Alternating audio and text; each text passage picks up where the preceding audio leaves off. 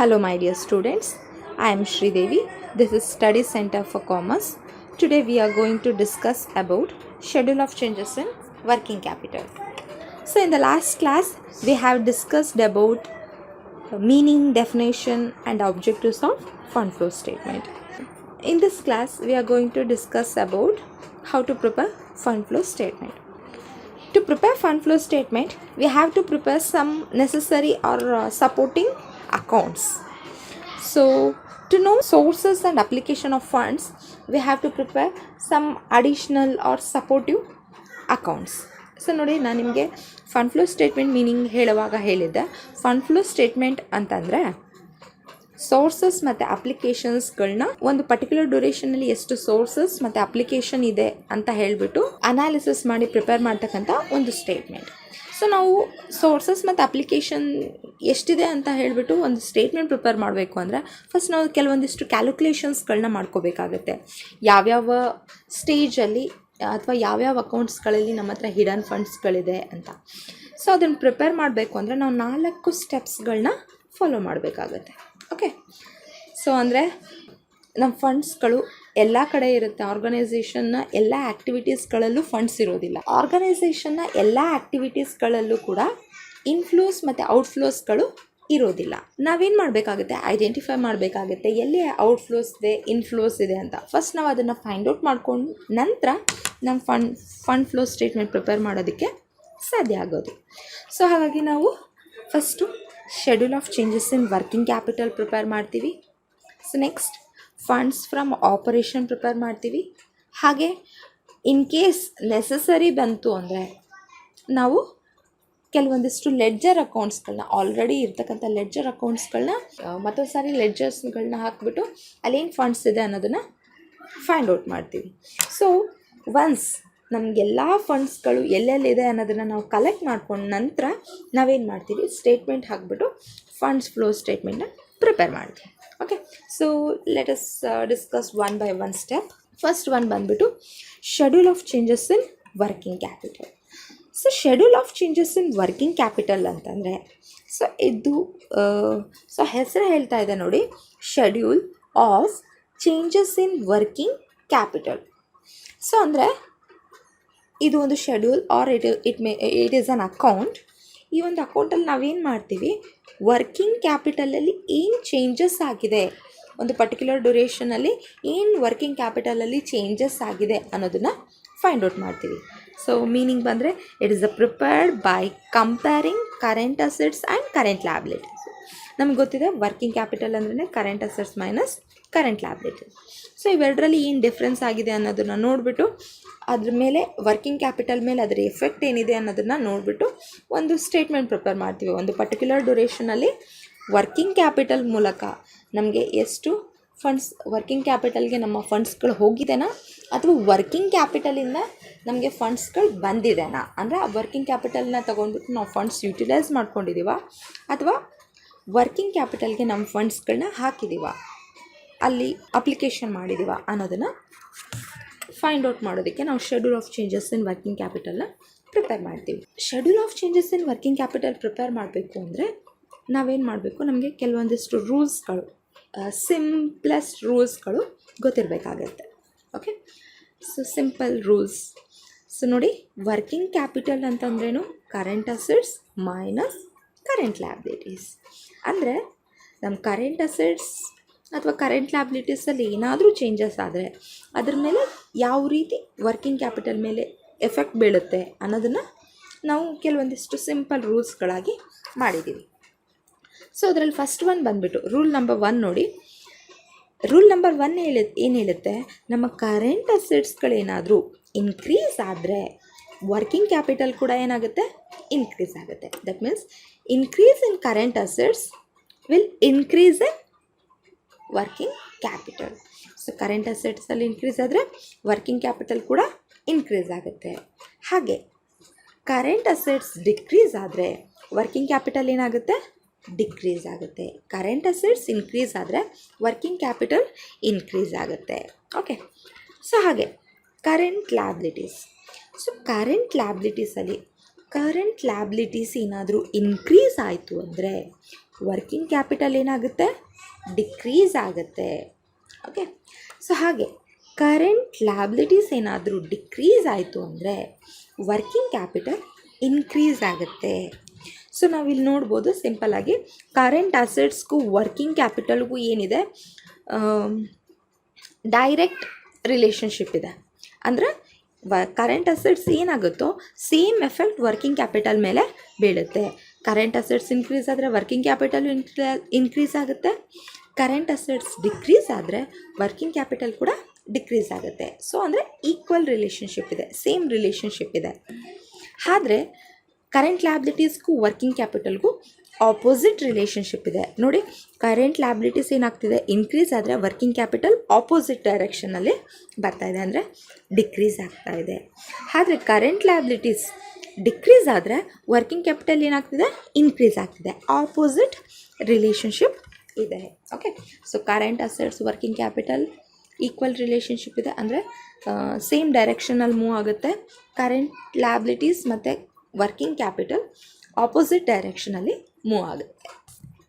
So ನಾನು ಇದನ್ನು ಇನ್ನೂ ಸ್ವಲ್ಪ ಎಲಾಬ್ರೇಟ್ ಮಾಡಿ ಹೇಳ್ತೀನಿ. ಸೊ ಫಾರ್ ಎಕ್ಸಾಂಪಲ್, ನಾವು ಒಂದು ಎಕ್ಸಾಂಪಲ್ ತೊಗೊಳ್ಳೋಣ. ಇಲ್ಲಿ ನಾನೊಂದು ಎಕ್ಸಾಂಪಲ್ ಕೊಟ್ಟಿದ್ದೀನಿ. If current asset is 2 lakh, just assume that ಒಂದು ಫಾರ್ಮಲ್ಲಿ ಕರೆಂಟ್ ಅಸೆಟ್ಸ್ 2 lakh rupees ಇದೆ. ಹಾಗೆ ಕರೆಂಟ್ ಲ್ಯಾಬಿಲಿಟೀಸ್ 1 lakh rupees ಇದೆ. Current assets 2 lakh, current liabilities 1 lakh ಇದೆ ಅಂತ ಅಸ್ಯೂಮ್ ಮಾಡ್ಕೊಳ್ಳೋಣ. ಸೊ ಅವಾಗ ವರ್ಕಿಂಗ್ ಕ್ಯಾಪಿಟಲ್ ಎಷ್ಟಾಗುತ್ತೆ? ಸೊ ನಮ್ಗೆ ಸಿಂಪಲ್ ಫಾರ್ಮುಲಾ ಗೊತ್ತಿದೆ, current assets minus working capital. ಅಂದರೆ current assets 2 lakh minus current liability 1 lakh. ನಮ್ಗೆ ವರ್ಕಿಂಗ್ ಕ್ಯಾಪಿಟಲ್ ಎಷ್ಟು ಬರುತ್ತೆ? 1 lakh ಬರುತ್ತೆ. ಓಕೆ, ಸೊ ಈಗ ನಾವು ಏನು ರೂಲ್ಸ್ಗಳಿದೆ ಅಪ್ಲೈ ಮಾಡಿಬಿಟ್ಟು ಅದು ಪ್ರಾಕ್ಟಿಕಲ್ ಆಗಿ ನೋಡೋಣ ಯಾವ ಥರ ಎಫೆಕ್ಟ್ ಕೊಡುತ್ತೆ ಅಂತ. ನೋಡಿ, ಫಸ್ಟ್ ರೂಲ್ ಏನು ಹೇಳುತ್ತೆ? ಕರೆಂಟ್ ಅಸೆಟ್ಸ್ ಇನ್ಕ್ರೀಸ್ ಆದರೆ ಎಸ್, ವರ್ಕಿಂಗ್ ಕ್ಯಾಪಿಟಲ್ ಕೂಡ ಇನ್ಕ್ರೀಸ್ ಆಗುತ್ತೆ. ಈ ಸೇಮ್ ರಿಲೇಷನ್ಶಿಪ್ ಇದೆ. ನೋಡಿ, ನಮ್ಮ ಕರೆಂಟ್ ಅಸೆಟ್ಸ್ ಎಷ್ಟಿತ್ತು? 2 lakh rupees ಇತ್ತು ಎಕ್ಸಾಂಪಲಲ್ಲಿ ನೋಡಿದ್ರೆ. ಇವಾಗ ಕರೆಂಟ್ ಅಸೆಟ್ಸ್ ಏನಾಗಿದೆ? ಇನ್ಕ್ರೀಸ್ ಆಗಿದೆ. 2 lakh ಇದ್ದಿದ್ದು 2,50,000 ಆಗಿದೆ, ಅಂದರೆ 50,000 ಇನ್ಕ್ರೀಸ್ ಆಗಿದೆ. ಸೊ ಹಾಗಾದರೆ 2,50,000 ನಮ್ಮ ಕರೆಂಟ್ ಲ್ಯಾಬಿಲಿಟಿ 1 lakh rupees ಇರುತ್ತೆ. ಸೊ ಇದ್ದಾಗ ನಮ್ಮ ವರ್ಕಿಂಗ್ ಕ್ಯಾಪಿಟಲ್ ಏನಾಯಿತು? 1,50,000 ಆಯಿತು. ಮೇಲಿನ ಎಕ್ಸಾಂಪಲಲ್ಲಿ ನೋಡಿ 1 lakh rupees ಇತ್ತು. ಕರೆಂಟ್ ಅಸೆಟ್ಸ್ ನಾವು ಇನ್ಕ್ರೀಸ್ ಮಾಡ್ತಿದ್ದಾಗೆ ವರ್ಕಿಂಗ್ ಕ್ಯಾಪಿಟಲ್ ಕೂಡ ಏನಾಯಿತು? ಇನ್ಕ್ರೀಸ್ ಆಯಿತು ಅಲ್ವಾ? ಇಲ್ಲಿ 2,50,000 ಇದ್ದಿದ್ದು 1 lakh, ಕರೆಂಟ್ ಅಸೆಟ್ಸ್ 2,50,000ಗೆ ಇನ್ಕ್ರೀಸ್ ಆಯಿತು. ವರ್ಕಿಂಗ್ ಕ್ಯಾಪಿಟಲ್ ಕೂಡ 1,50,000ಗೆ ಇನ್ಕ್ರೀಸ್ ಆಯಿತು. ಎರಡು 50,000 ಇನ್ಕ್ರೀಸ್ ಆದವು. ಹಾಗೆ ಸೆಕೆಂಡ್ ಎಕ್ಸಾಂಪಲ್ ನೋಡೋಣ. ಕರೆಂಟ್ ಅಸೆಟ್ಸ್ ಏನಾಯಿತು? ಡಿಕ್ರೀಸ್ ಆದರೆ ವರ್ಕಿಂಗ್ ಕ್ಯಾಪಿಟಲ್ ಕೂಡ ಏನಾಗುತ್ತೆ? ಡಿಕ್ರೀಸ್ ಆಗುತ್ತೆ. ಸೊ ನೋಡಿ, ನಮ್ಮ ಕರೆಂಟ್ ಅಸೆಟ್ಸ್ ಏನಾಯಿತು? 2 lakh rupees ಇದ್ದಿದ್ದು ಏನಾಯಿತು? 1,50,000, ಅಂದರೆ 50,000 ರೆಡ್ಯೂಸ್ ಆಯಿತು. ಸೊ ಡಿಕ್ರೀಸ್ ಆದಾಗ ನಮ್ಮ ಕರೆಂಟ್ ಲ್ಯಾಬಿಲಿಟೀಸ್ ಹಾಗೆ ಇರುತ್ತೆ ಅಂತ ಅಸ್ಯೂಮ್ ಮಾಡ್ಕೊಳ್ಳೋಣ. ಓಕೆ, ಸೊ ಅವಾಗ ನಮ್ಮ ವರ್ಕಿಂಗ್ ಕ್ಯಾಪಿಟಲ್ ಏನಾಯಿತು? 1,50,000 minus 1 lakh is equal to 50,000. Current assets 50,000 decrease ಆಯಿತು. ಹಾಗೆ ವರ್ಕಿಂಗ್ ಕ್ಯಾಪಿಟಲ್ ಏನಾಯಿತು? 50,000 ಡಿಕ್ರೀಸ್ ಆಯಿತು. ಅಂದರೆ ಕರೆಂಟ್ ಅಸೆಟ್ಸ್ ಡಿಕ್ರೀಸ್ ಆದಾಗ ವರ್ಕಿಂಗ್ ಕ್ಯಾಪಿಟಲ್ ಕೂಡ ಡಿಕ್ರೀಸ್ ಆಗ್ತಾ ಇದೆ. Okay, so next current liabilities. Current ಲ್ಯಾಬಿಲಿಟೀಸ್ಗೂ ವರ್ಕಿಂಗ್ ಕ್ಯಾಪಿಟಲ್ಗೂ ಏನಿದೆ? ಆಪೋಸಿಟ್ ರಿಲೇಷನ್ಶಿಪ್ ಇದೆ, ಆಪೋಸಿಟ್ ಡೈರೆಕ್ಷನಲ್ಲಿ ಮೂವ್ ಆಗುತ್ತೆ. ನೋಡಿ, ನಮ್ಮ ಕರೆಂಟ್ ಅಸೆಟ್ಸ್ 2 lakh ಇದೆ ಅಂತ ಅಸ್ಯೂಮ್ ಮಾಡ್ಕೊಳ್ಳೋಣ ಮೇಲಿನ ಎಕ್ಸಾಂಪಲ್ ಪ್ರಕಾರ. ಸೊ ನಮ್ಮ ಕರೆಂಟ್ ಲ್ಯಾಬಿಲಿಟೀಸ್ ಏನಿತ್ತು? 1 lakh rupees ಇದ್ದಿದ್ದು 1,50,000ಗೆ ಇನ್ಕ್ರೀಸ್ ಆಯಿತು. ಆದರೆ ನಮ್ಮ ವರ್ಕಿಂಗ್ ಕ್ಯಾಪಿಟಲ್ ಏನಾಯಿತು ನೋಡಿ? 1 lakh rupees ಇದ್ದಿದ್ದು ಈಗ 50,000 ಆಗಿದೆ. ಅಂದರೆ ಏನಾಗಿದೆ? 1 lakhiಂದ 50,000ಗೆ ಡಿಕ್ರೀಸ್ ಆಗಿದೆ, ರೆಡ್ಯೂಸ್ ಆಗಿದೆ. ನಮ್ಮ ಕರೆಂಟ್ ಲ್ಯಾಬಿಲಿಟಿ ಏನಾಗಿದೆ? 1 lakhiಂದ 1,50,000ಗೆ ಇನ್ಕ್ರೀಸ್ ಆಗಿದೆ. ನೋಡಿ, ಎರಡು ಆಪೋಸಿಟ್ ಡೈರೆಕ್ಷನಲ್ಲಿ ಮೂವ್ ಆಗ್ತಾ ಇದೆ. 1 lakh ಇದ್ದಿದ್ದು 1,50,000 ಅಂದರೆ ಇನ್ಕ್ರೀಸ್ ಆಯಿತು. ಕರೆಂಟ್ ಲ್ಯಾಬಿಲಿಟೀಸ್ ಏನಾಯಿತು? ಇನ್ಕ್ರೀಸ್ ಆಯಿತು. ವರ್ಕಿಂಗ್ ಕ್ಯಾಪಿಟಲ್ ಏನಾಯಿತು? ಡಿಕ್ರೀಸ್ ಆಯಿತು. 1 lakhiಂದ 50,000ಗೆ ಕೆಳಗೆ ಬಂತು, ರೆಡ್ಯೂಸ್ ಆಯಿತು. Okay, so next current liabilities decrease ಆದಾಗ ವರ್ಕಿಂಗ್ ಕ್ಯಾಪಿಟಲ್ ಏನಾಗುತ್ತೆ? ಇನ್ಕ್ರೀಸ್ ಆಗುತ್ತೆ, ಅಂದರೆ ಆಪೋಸಿಟ್ ಡೈರೆಕ್ಷನ್. ನೋಡಿ, ಕರೆಂಟ್ ಅಸೆಟ್ 2 lakh rupees ಇದೆ. ಕರೆಂಟ್ ಲ್ಯಾಬಿಲಿಟೀಸ್ ಏನು? 1 lakh ಇದ್ದಿದ್ದು 50,000ಗೆ ರೆಡ್ಯೂಸ್ ಆಯಿತು. 1 ಲ್ಯಾಕ್ ಇದ್ದಿದ್ದು 50,000ಗೆ ರೆಡ್ಯೂಸ್ ಆಯಿತು. ಸೊ ರೆಡ್ಯೂಸ್ ಆದಾಗ ನಮ್ಮ ವರ್ಕಿಂಗ್ ಕ್ಯಾಪಿಟಲ್ ಏನಾಯಿತು, 1 ಲ್ಯಾಕ್ ರುಪೀಸ್ ಇದ್ದಿದ್ದು 1,50,000 ಆಯಿತು, ಅಂದರೆ ಇನ್ಕ್ರೀಸ್ ಆಯಿತು. ಕರೆಂಟ್ ಲ್ಯಾಬಿಲಿಟಿ 1 ಲ್ಯಾಕಿಂದ 50,000ಗೆ ರೆಡ್ಯೂಸ್ ಆಯಿತು. ನಮ್ಮ ವರ್ಕಿಂಗ್ ಕ್ಯಾಪಿಟಲ್ 1 ಲ್ಯಾಕ್ ಇದ್ದಿದ್ದು 1,50,000 ಆಯಿತು, ಅಂದರೆ ಇನ್ಕ್ರೀಸ್ ಆಯಿತು. ಸೊ ನಮ್ಮ ರೂಲ್ಸ್ಗಳು ಅಪ್ಲೈ ಮಾಡಿ ನೋಡಿದ್ವಲ್ವ, ನಿಮಗೆಲ್ಲ ಈಗ ಅರ್ಥ ಆಗಿರ್ಬೋದು. ಸೊ ಕರೆಂಟ್ ಅಸೆಟ್ಸ್ ಮತ್ತು ವರ್ಕಿಂಗ್ ಕ್ಯಾಪಿಟಲ್ ಜೊತೆ ಈಕ್ವಲ್ ರಿಲೇಷನ್ಶಿಪ್ ಇರುತ್ತೆ, ಅದೇ ಸೇಮ್ ರಿಲೇಷನ್ಶಿಪ್ ಇರುತ್ತೆ. ಏನು ಕರೆಂಟ್ ಅಸೆಟ್ಸಲ್ಲಿ ಏನು ಚೇಂಜಸ್ ಆಗುತ್ತೆ, ವರ್ಕಿಂಗ್ ಕ್ಯಾಪಿಟಲಲ್ಲೂ ಹಾಗೇ ಚೇಂಜಸ್ ಆಗುತ್ತೆ. ಕರೆಂಟ್ ಲ್ಯಾಬಿಲಿಟೀಸ್ ಮತ್ತು ವರ್ಕಿಂಗ್ ಕ್ಯಾಪಿಟಲ್ ಜೊತೆ ಆಪೋಸಿಟ್ ರಿಲೇಷನ್ಶಿಪ್ ಇರುತ್ತೆ. ಅಂದರೆ ಕರೆಂಟ್ ಲ್ಯಾಬಿಲಿಟೀಸ್ ಏನಾಗುತ್ತೋ ಅದರ ಆಪೋಸಿಟ್ ವರ್ಕಿಂಗ್ ಕ್ಯಾಪಿಟಲ್ ಆಗುತ್ತೆ. Okay let us discuss. So next part ಬಂದುಬಿಟ್ಟು format of schedule of changes in working capital. ನೋಡಿ, ಈ ಫಾರ್ಮೆಟ್ನ ನೋಡ್ಕೊಳ್ಳಿ, ತುಂಬ ಈಸಿ ಇದೆ. ಫಸ್ಟ್ ಏನು ಮಾಡ್ತೀವಿ ನಾವು, ಫಾರ್ಮೆಟಲ್ಲಿ ನೋಡ್ತಾ ಬಂದರೆ first particulars, previous year, current year. ನೋಡಿ, ಫಸ್ಟ್ ಪ್ರೀವಿಯಸ್ ಇಯರ್ ತೊಗೊಳ್ತೀವಿ, ಆಮೇಲೆ ಕರೆಂಟ್ ಇಯರ್ ಬರಿತೀವಿ. ಸೊ ನಮಗೆ ಕೆಲವೊಂದು ಪ್ರಾಬ್ಲಮ್ಸ್ಗಳಲ್ಲಿ ನಿಮಗೆ ಎಕ್ಸಾಮಿನೇಷನ್ನಲ್ಲಿ ಬೇಕು ಅಂತ ಕನ್ಫ್ಯೂಸ್ ಮಾಡೋದಕ್ಕೆ, ಅಥವಾ ನಿಮ್ಮ ನಾಲೆಡ್ಜ್ ಎಷ್ಟಿದೆ ಅಥವಾ ನಿಮ್ಮ ಕಾನ್ಸಂಟ್ರೇಷನ್ ಎಷ್ಟಿದೆ ಅಂತ ಚೆಕ್ ಮಾಡೋದಕ್ಕೆ ಕೆಲವೊಂದು ಸಾರಿ ಏನು ಮಾಡ್ತಾರೆ, ಫಸ್ಟು ಕರೆಂಟ್ ಇಯರ್ ಕೊಡ್ತಾರೆ, ಆಮೇಲೆ ಪ್ರೀವಿಯಸ್ ಇಯರ್ ಕೊಡ್ತಾರೆ. ಓಕೆ, ಸೊ ಕ್ಲೀನಾಗಿ ನೋಡಿಬಿಟ್ಟು ಬರೀಬೇಕಾಗುತ್ತೆ. ಸೊ ಫಸ್ಟ್ ಪ್ರೀವಿಯಸ್ ಇಯರ್, ಆಮೇಲೆ ಕರೆಂಟ್ ಇಯರ್, ಆಮೇಲೆ ಚೇಂಜಸ್ ಇನ್ ವರ್ಕಿಂಗ್ ಕ್ಯಾಪಿಟಲ್. ಅಂದರೆ ವರ್ಕಿಂಗ್ ಕ್ಯಾಪಿಟಲ್ ಮೇಲೆ ಪ್ರತಿಯೊಂದು ಕರೆಂಟ್ ಅಸೆಟ್ಸ್ ಎಫೆಕ್ಟ್ನು ನಾವು ನೋಡ್ತಾ ಬರ್ತೀವಿ. ಓಕೆ, ಅಂದರೆ ಯಾವ ರೀತಿ ಅದೇನು ಇನ್ಕ್ರೀಸ್ ಆಗಿದೆ, ಕರೆಂಟ್ ಅಸೆಟ್ಸ್ ಅಲ್ಲಿ ಚೇಂಜಸ್ ಆಗಿರೋದ್ರಿಂದ ವರ್ಕಿಂಗ್ ಕ್ಯಾಪಿಟಲ್ ಮೇಲೆ ಏನು ಚೇಂಜಸ್ ಆಗಿದೆ, ಏನು ಎಫೆಕ್ಟ್ ಆಗಿದೆ, ವರ್ಕಿಂಗ್ ಕ್ಯಾಪಿಟಲ್ ಇನ್ಕ್ರೀಸ್ ಆಗ್ತಿದೆನಾ ಡಿಕ್ರೀಸ್ ಆಗ್ತಿದೆನಾ ಅನ್ನೋದನ್ನು ತೋರಿಸುತ್ತೆ. ಓಕೆ, ಜಸ್ಟ್ ಹಾಗೆ ಫಾರ್ಮೆಟ್ ನೋಡ್ಕೊಳ್ಳಿ.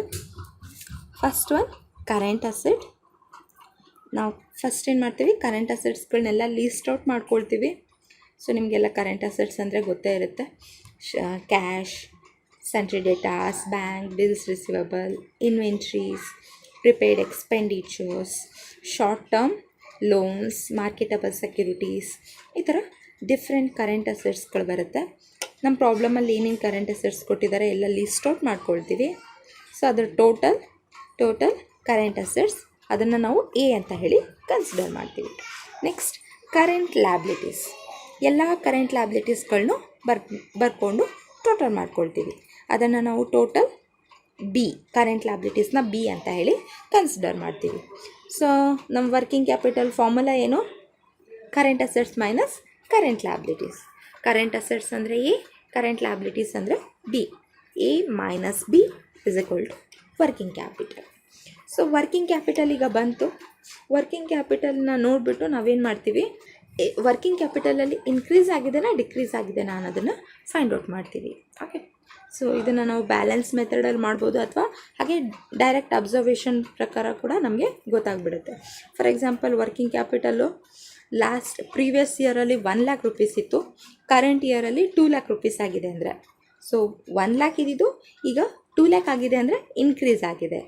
ಎಷ್ಟು ಇನ್ಕ್ರೀಸ್ ಆಗಿದೆ, 1 ಲ್ಯಾಕ್ ಇದ್ದಿದ್ದು 2 ಲ್ಯಾಕ್ ರುಪೀಸ್ ಆಗಿದೆ ಅಂದರೆ 1 ಲ್ಯಾಕ್ ರುಪೀಸ್ ಇನ್ಕ್ರೀಸ್ ಆಗಿದೆ ಅಲ್ವಾ. ಸೊ ಆ ಥರ ಫೈಂಡ್ ಔಟ್ ಮಾಡ್ತೀರ ನಾವು ಪ್ರಾಬ್ಲಮ್ ಮಾಡಿಸುವಾಗ, ಅದನ್ನು ಸ್ವಲ್ಪ ಕ್ಲೀನಾಗಿ ಹೇಳ್ತೀನಿ. Okay, so this is all about today's session. Okay.